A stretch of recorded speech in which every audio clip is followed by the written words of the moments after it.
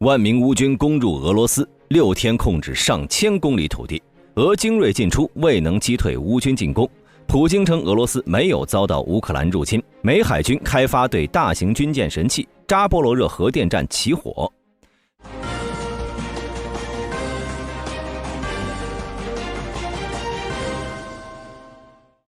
最近一段时间呢，不少媒体引用福布斯报道称，乌克兰目前已经控制了1000平方公里的库尔斯克领土，进攻的部队总共包含了多达1万名士兵和600辆装甲车。该新闻表示，这些旅可能不会停留，目前没有迹象表明他们正在放慢进攻速度。如果乌克兰能有1万人的部队自由调动，那么其在正面战场上是不可能一直陷入被动的。当然，也不排除这些新增部队是乌克兰以外的军事力量，比如北约雇佣兵，但大兵依旧对说法表示存疑，因为没有任何证据能够表明乌军在库尔斯克有近万人的部队。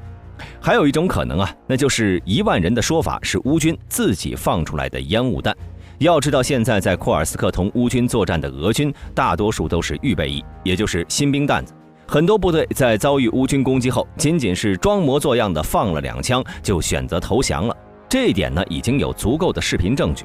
所以在听到有1万名乌军正在进攻后，这些俄军菜鸟可能会被直接吓破胆。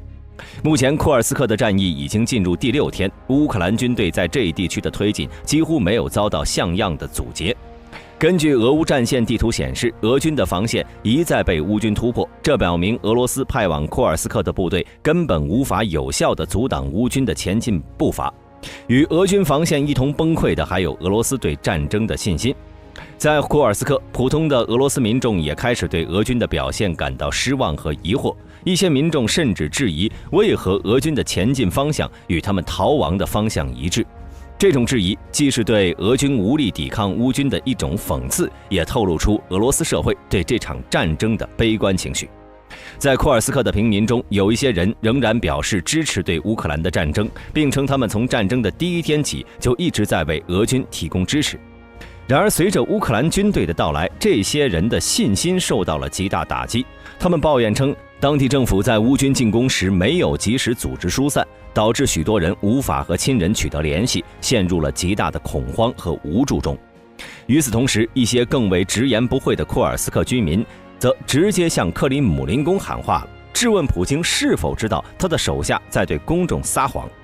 这些居民的声音显示出俄罗斯社会内部的不满情绪正在不断聚集，特别是战争逐渐侵蚀到他们生活的时候，这种不满情绪就尤为强烈。乌克兰总统办公室顾问米哈伊洛·波多利亚克评论称，库尔斯克的战役表明，俄罗斯民众对于战争的支持实际上是建立在一种虚假的心理优势上。他指出，许多俄罗斯人表面上支持普京和俄乌战争，但实际上他们并不愿意面对战争的直接后果，尤其是当战争的威胁真正降临到他们身边的时，他们对战争的态度就会发生明显的变化。此外呢，波多利亚克还批评了俄罗斯国内反对派和西方的一些亲俄势力对俄国人民的错误理解。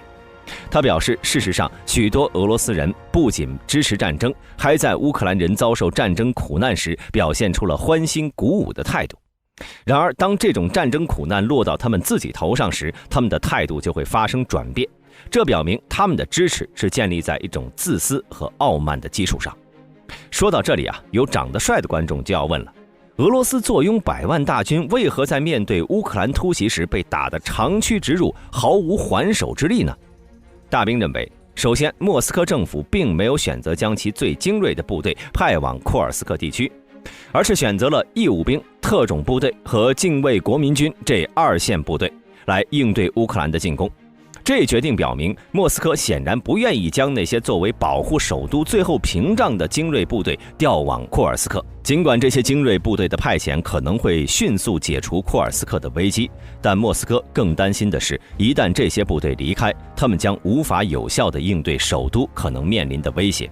特别是在普里戈金领导的瓦格纳集团叛乱后，这种担忧更为突出。因此，即便库尔斯克的领土陷入乌克兰军队的控制，莫斯科政府也更在意保护克里姆林宫的安全。与此同时，莫斯科还避免从前线抽调部队前往库尔斯克地区，这主要是因为一旦从前线抽调兵力，将会导致防线的空虚，从而引发战场上的连锁反应，可能导致整个战线的崩溃。俄军希望通过哈尔科夫的进攻来吸引乌克兰军队从库尔斯克撤兵，从而减轻库尔斯克的压力。然而，战争中弱势的一方占领强势一方的领土，无论在国际观瞻还是谈判桌上，库尔斯克明显比哈尔科夫更加重要。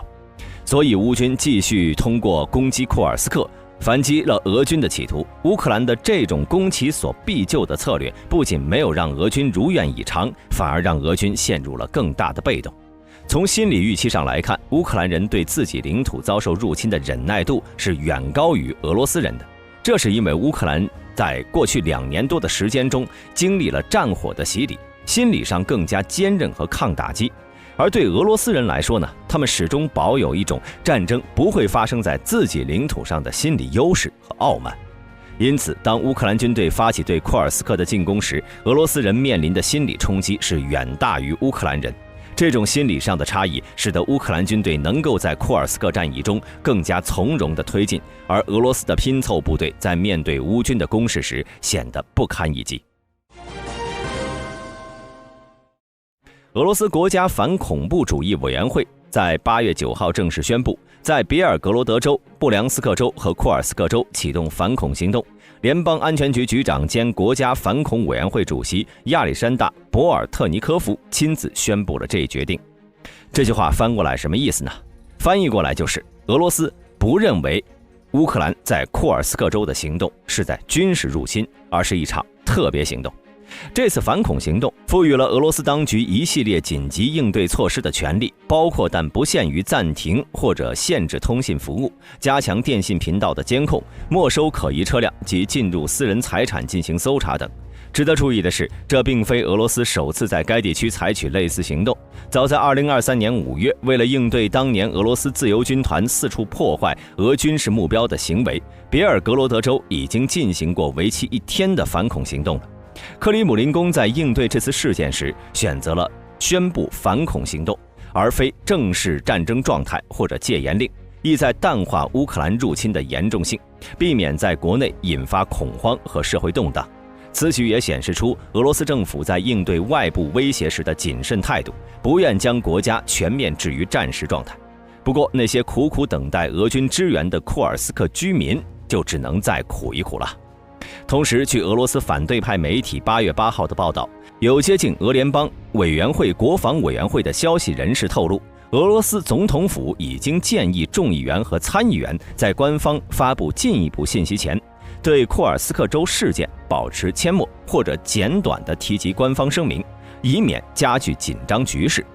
根据战争研究所的报道，8月9号和10号，俄军开始将部分部队从前线其他地区横向调动至库尔斯克州。部分消息称，有多达9个旅的部队被调往该地。乌克兰的一些消息渠道也指出，俄罗斯从多个前线地区调派了包括空降部队、黑海舰队、第810海军陆战旅的部分部队、摩托化步兵旅在内的兵力，加强库尔斯克州的防御。这些部队的重新部署结合了前线部队无战斗经验的部队、义务兵以及俄罗斯的作战预备队。虽然无法确认乌克兰方面声称的所有调动，但是已经有报道称，俄罗斯810海军陆战旅的部队在苏贾附近作战，乌克兰部队还俘虏了488摩托化步兵团和1428摩托化步兵团的义务兵，该团是隶属于810海军陆战旅的。这些重新部署的部队，尤其是那些从顿涅茨克、哈尔科夫等关键地区调来的部队，可能会削弱俄军在这些战线上的战斗力。俄罗斯军方似乎避免从东部顿涅茨克前线的优先区域抽调大量战斗部队，这表明他们试图不削弱东部战线的防御力的同时做出这些重新部署的。然而，这也进一步暴露了俄罗斯军队缺乏足够的作战预备队。如果这些重新部署的预备队和前线部队长期驻留在库尔斯克州，可能会进一步加剧该地区指挥和控制方面的困难。接下来我们来看一下战线。首先是库尔斯克方向，俄罗斯军队仍然未能牢牢控制前线或者国家边界，这表明双方之间的军事对抗仍处于焦灼状态。有报道指出，乌克兰军队向贝利察方向进行了深入的渗透活动，这进一步证明了双方在战场上的激烈交锋。此外，破坏和侦察组织也似乎仍在其他地方保持活跃，这无疑增加了战场的不确定性。经过1周的战斗，列科尼耶沃和苏贾仍旧未完全处于乌克兰的控制之下，而俄罗斯人呢，也可能封锁了北方方向。这种局面使得双方的战略意图和战术部署都受到了严峻的挑战。尽管面临这样的困境，乌克兰军队仍然坚守着大部分已取得的阵地。未来，乌克兰可能会考虑向里尔斯克和格鲁什科沃发动进攻，以寻求突破当前的僵局。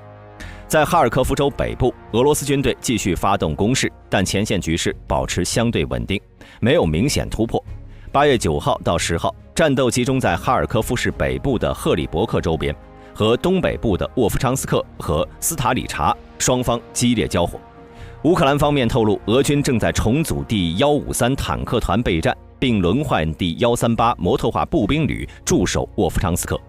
8月10号，俄军在库皮扬斯克方向攻势不减。虽然视频显示俄军在佐洛塔里夫卡西北有活动迹象，但近期进攻成效存疑。乌克兰总参谋部报告，俄军在库皮扬斯克东南部以及克雷明纳周边多个地点发动进攻，包括斯特尔马基夫卡、贝雷斯托夫等地。接下来是顿涅斯克，俄军在西维尔斯克周边攻势受阻，没有取得实质性进展。8月9号到10号，俄军在比洛霍里夫卡、上卡米扬斯克和斯皮尔内等地频繁发动进攻，但均被乌军有效抵御了。恰西夫亚尔地区同样焦灼，俄军虽持续进攻，但未确认进展，包括俄媒宣称的所谓推进也没有实锤证据。而在托列斯克，俄军在该地区略有推进，特别是在德鲁日巴北部及纽约村周边。新成立的第51集团军被指参与作战，显示俄军在该区域加强了力量部署。空军测试新型反舰制导炸弹，强化海上作战能力。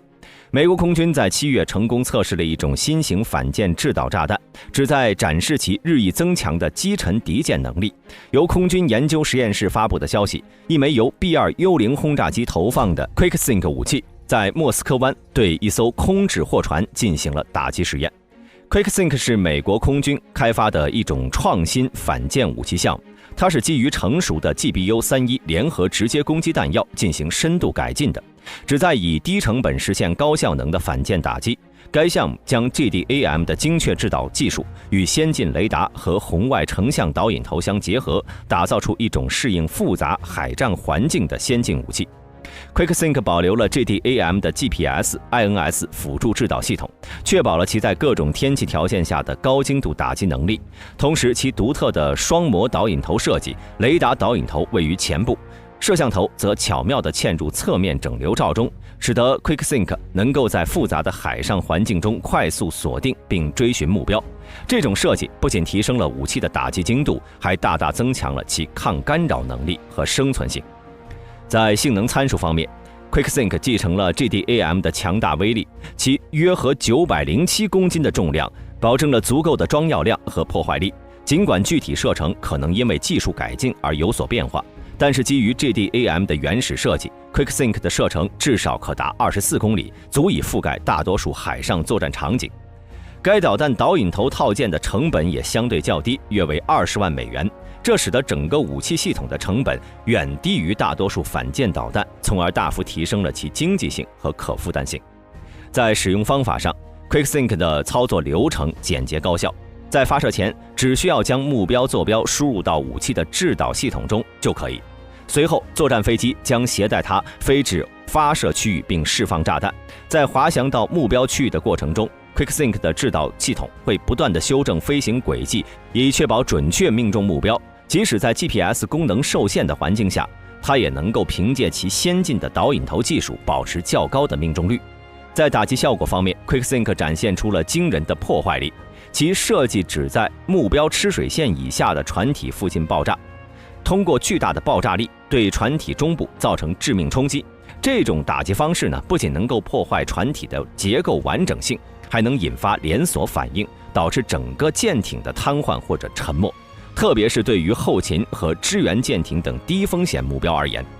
QuickSync 的打击效果更是显著而且高效。美国空军致力于开发 QuickSync 的项目，以增强其反舰能力，这在未来与其他主要对手的潜在冲突中是至关重要的。尽管美空军希望 QuickSync 能像传统鱼雷一样有效击沉敌舰，但这种武器呢，并不会在水下航行至目标。空军官员表示 ，QuickSync 将比重型鱼雷更便宜、更灵活，并且可以从空军的大多数作战飞机上投放。7月份的测试是由 B-2 轰炸机执行的，早在2022年的早期测试中，则是由 F-15E 攻击鹰战斗机投放了改为海上 QuickSync 武器的 GBU-31 GDAM。空战研究实验室弹药总署目前正在与海军合作开展海上武器计划，以开发能够击沉敌舰的空射武器。空军研究实验室则表示，7月在墨西哥湾的测试与海军同月举行的环太平洋军演的实弹击沉演习是分开的。RIMPAC 演习中，包括美国、澳大利亚、马来西亚、荷兰和韩国在内的多国军队使用远程反舰导弹和 RGM-84 鱼叉导弹等武器，在夏威夷附近海域击沉了2艘退役军舰、2栖运输舰杜布克号和2栖攻击舰塔瓦拉号。8月12号，乌克兰总统泽连斯基证实，位于俄罗斯控制的扎波罗热核电站发生了剧烈火灾。该核电站是欧洲最大的核电站。泽连斯基指控俄军是制造火灾的元凶，并表示当地辐射水平处于正常范围内。根据扎波罗热核电站通讯主任叶夫根尼亚·亚申纳当地时间8月12号公布的消息，扎波罗热核电站的冷却塔因为无人机袭击起火，内部已被烧毁，工作人员需要进行详细评估后才能确认修复所需要的时间。冷却塔是核电站冷却系统的重要组成部分，负责将反应堆产生的热量散发到大气中。一旦冷却塔烧毁，将直接影响核电站的冷却能力。受损的冷却系统可能导致反应堆无法有效散热，进而增加反应堆温度，对反应堆安全构成威胁。根据报道，扎波罗热核电站的所有6台机组在火灾发生时均处于冷停堆状态，这意味着反应堆并未进行核裂变反应，因而减少了因高温高压导致的爆炸风险。然而，即使机组处于冷停堆状态，仍需要保持一定的冷却，以防止放射性物质泄露。在冷停堆状态下，反应堆内部没有持续的核裂变反应，因此发生蒸汽爆炸等剧烈反应的风险相对较低。但如果冷却系统完全失效，反应堆温度持续上升，则有可能导致反应堆的安全壳熔毁，从而引发核泄漏或者其他安全事故。本期视频到此结束，欢迎各位在评论区留言讨论。我是大兵，我们下期再见。